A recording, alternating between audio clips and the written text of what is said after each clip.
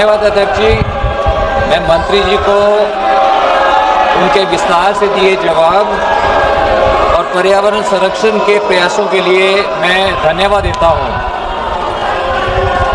अध्यक्ष जी, मंत्री जी ने बताया कि नेशनल क्लीन एयर प्रोग्राम के तहत 103 शहरों में प्रदूषण कम हुआ है।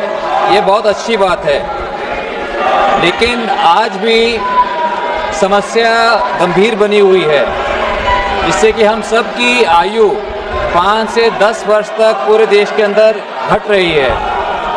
वर्ल्ड बैंक की रिपोर्ट के अनुसार एयर पोल्यूशन की वजह से भारत को अपनी लगभग 3% GDP का नुकसान होता है। मैं मंत्री जी से मेरा प्रश्न है कि इतने सरकारी प्रयासों के बाद भी समस्या जब गंभीर है, तो क्या सरकार जनता की भागीदारी बढ़ाने के लिए इस विषय पर जन अभियान शुरू करने की पहल कर रही है, जिसमें हर प्रकार के प्रदूषण के खिलाफ जंग छेड़ी जाए, जिसके अंदर ध्वनि प्रदूषण यानी कि नॉइज पोल्यूशन भी शामिल हो? धन्यवाद।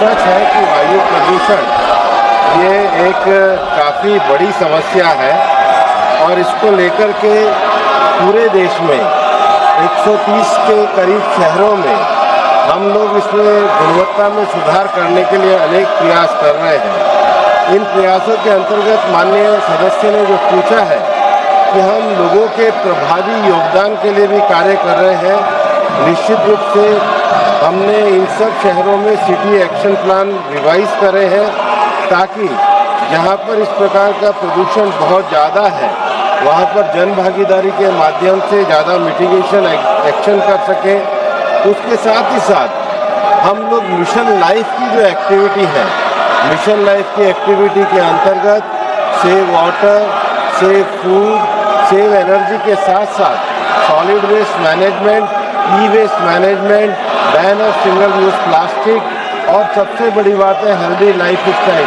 इसके भी प्रचार प्रसार के लिए कार्य कर रहे हैं। उसके साथ ही साथ हम वर्ष में 1 सप्ताह विशेष रूप से वायु प्रदूषण के प्रति लोगों में जागरूकता के लिए भी कार्यक्रम कर रहे हैं।